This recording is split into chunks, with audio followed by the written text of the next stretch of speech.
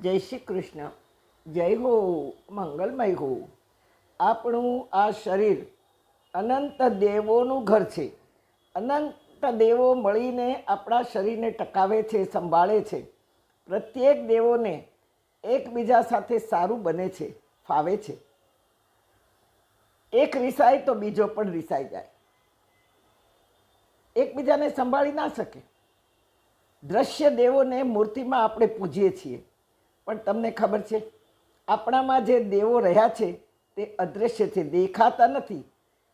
છતાં પણ જેના વગર એક શ્વાસ પણ આપણે લઈ શકતા નથી, જેના વગર એક ડગલું પણ આપણે ચાલી શકતા નથી. સમજો શ્વાસોશ્વાસ રૂંધાય તો આપણે ઊભા રહી શકીએ ખરા? પવનદેવ રિસાયા, શ્વાસ ખૂટવા લાગ્યો કે આકાશ પણ રૂઠી જાય. આકાશ પણ આપણા શરીરને છોડી દે અને આપણા શરીરને હવે પકડી નહીં શકે, તેથી એ શરીરને ધરતીને સોંપી દે. અને ત્યારે અગ્નિ પણ મૂંઝાવા લાગે. આપણામાં 5 દેવો સતત રાત્રન દિવસ આપણા શરીરને, શરીરમાં રહેલા આપણા જીવાત્માને સંભાળી રહ્યા છે. અને આપણે એને સંભાળવાની બહુ જરૂર છે. તે માટે આપણી અંદર રહેલા આ ગુપ્ત દેવો, અદૃશ્ય દેવોને જે ગમે, જે જોઈએ, જે એને ભાવે એવું નહીં, પણ જે એને આપણા શરીરમાં રહીને ફાવે તેવું અનુકૂળ થાય તે રીતે એમને રાખવાના છે.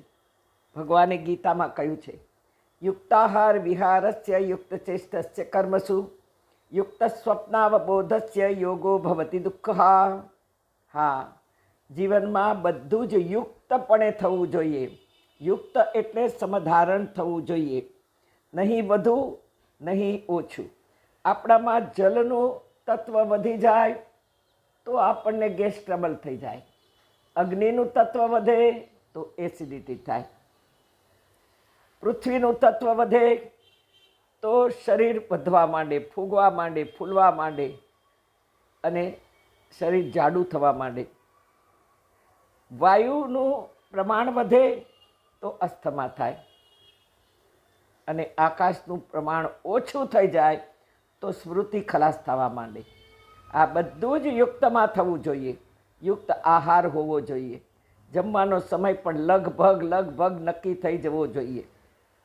ક્યારેક આપણે 11 વાગે જમીએ તો ક્યારેક 2 વાગે, ક્યારેક 4 વાગે, જાણે પેટને મારતા હોઈએ એવું લાગે. અડધી રાતે ભૂખ લાગે તો પણ આપણે ખાઈ લઈએ.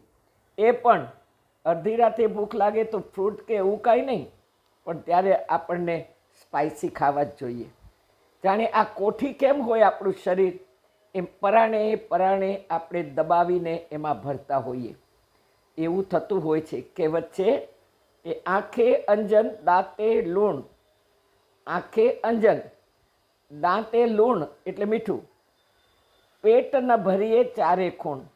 બધું જ આપણી રહેણી કરણી ઉલટી દિશામાં જતી હોય છે અને તેથી અકાળે વૃદ્ધત્વ આવે. જુઓ, 30-35 વર્ષની ઉંમરે તો આપણને કમર દુખવા શરૂ થઈ જાય, આપણને પગ દુખવા શરૂ થઈ જાય. 40મે વર્ષે 40 એટલે 40, હવે દોડીશ નહીં, અને છતાંય આપણે દોડીએ તેથી પગ અટકે. તેથી આપણને ની રિપ્લેસ કરાવવું પડે. શરીરમાં સમય પહેલાં બધા જ અવયવો ક્ષીણ થવા લાગે અને વૃદ્ધત્વ આવવા લાગે. પહેલાં પગ જાય, ચાલવું બંધ થઈ જાય, ચાલી ન શકીએ. પછી પેટ જાય, પચે નહીં. પછી કાન જાય, સાંભળવાનું બહુ ઓછું થઈ જાય, સંભળાવાનું ઓછું થઈ જાય. સાંભળવા તો બહુ મળે પણ સાંભળવું ઓછું થઈ જાય. પછી સ્મૃતિ જાય. સ્મૃતિ તો ઘણી વખત ઘણાને 30-40 વર્ષની ઉંમરની અંદર નીકળી જ જાય છે. સ્મૃતિ જાય એટલે કંઈ યાદ ન રહે. જૂનું બહુ યાદ રહે, પણ નવું કાંઈ યાદ ન રહે. આંખ જાય તો ક્યારેક ડાયાબિટીસના હિસાબે અંધાપો પણ આવે. શરીરના તમામ અવયવો પ્રભુ પ્રાપ્તિના સાધનો છે. અગર એ પ્રભુ પ્રાપ્તિ માટે નહીં વપરાયા, તેથી એ રિસાઈને ચાલવા લાગ્યા. કારણ કે કોઈ પણ જાતની પ્રકૃતિ કે પ્રવૃત્તિ આ બધા જ અંગોમાંથી હવે નીકળવા લાગી. માત્ર એન્ટરટેનમેન્ટ મનોરંજન સિવાય કોઈ જ પ્રકૃતિ એટલે સ્વભાવ આપણો ઘડાયો નથી અને તેથી આપણી પ્રવૃત્તિ પણ ત્યાં જ અટકી ગઈ છે.